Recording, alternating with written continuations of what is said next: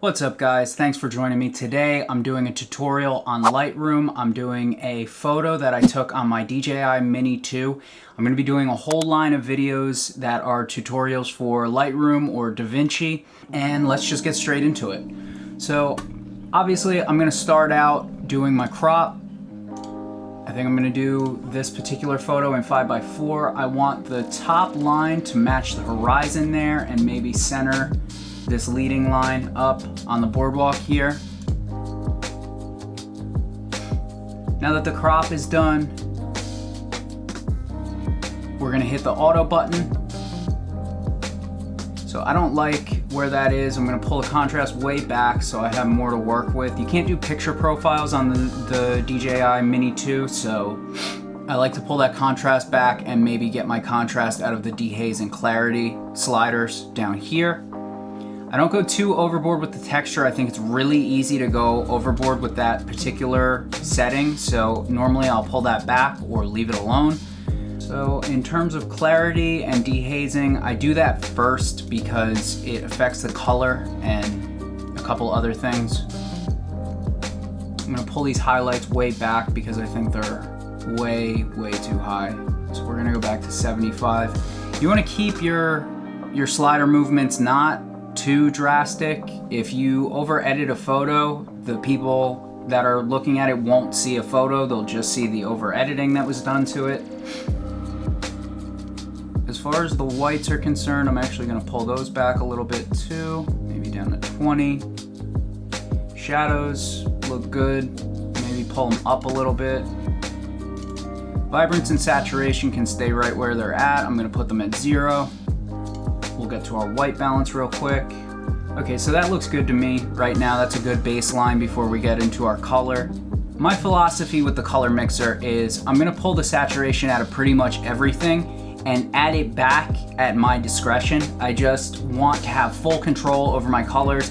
I don't want anything to be drawing the eye away from the whole image, like the red in these barrels, the neon green in this roller coaster here. I don't like that. I don't like the red in this. So I'm probably going to be pulling the reds, the greens back and leaving the orange, the golden color. Yellow is definitely going to get pulled to the orange direction, but we'll just do that as we go. So right now with the red, we're going to pull that over towards the orange side. Give that a 60 and a minus 60.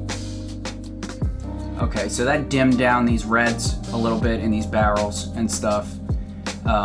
I don't particularly like when there's like a lot of lipstick red in a photo unless it calls for that. So we are where we are.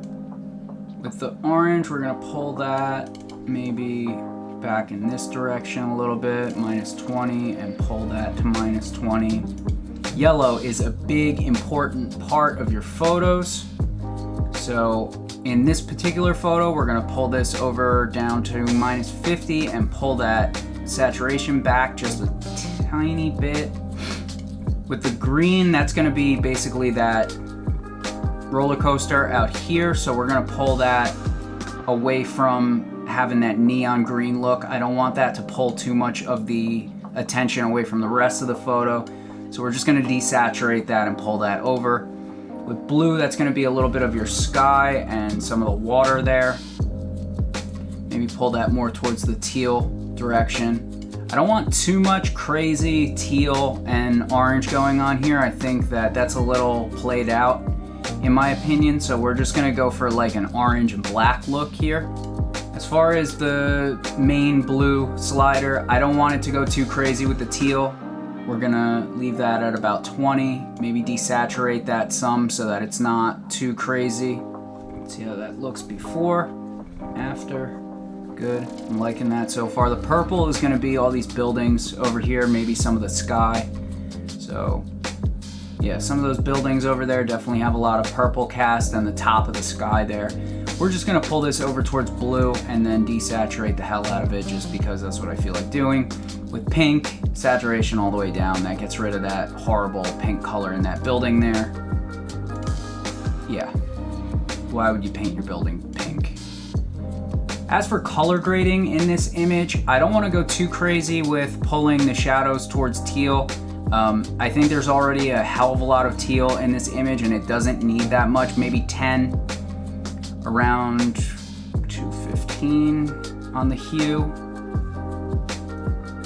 Before, after, that just gives it that nice tiny little cast to teal in the shadows. As far as the highlights are concerned, that's gonna be mostly up here.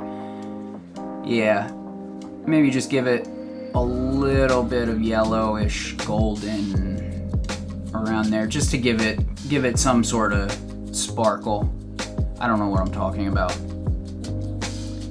And that's 90% of the way there. We're gonna go to our gradient tab here and pull this down, level that with the horizon there, and then maybe give this sky a little bit more of the dehazing, just give it a little drama there. As it stands, that's most of the way there for me. I might pull this sky a little bit towards the orange just because I don't want too much blue up there. And let's see here. Yeah, that's most of the way there. As you can see, it's mostly the color mixer that does most of the work. Like, it looks goofy without that desaturating, and now it doesn't. I like the way this has come out so far. It doesn't look over edited, but it doesn't look like that horribly natural look that you get out of a DJI drone. The DJI Mini 2, I normally shoot in panoramic just because it gives me a lot more to work with as far as megapixels are concerned. Let me know down in the comments if there's any requests that you guys have as far as tutorials are concerned. If you want a video editing tutorial, I'm gonna be working on that soon. And I'll see you guys in the next one. Bye.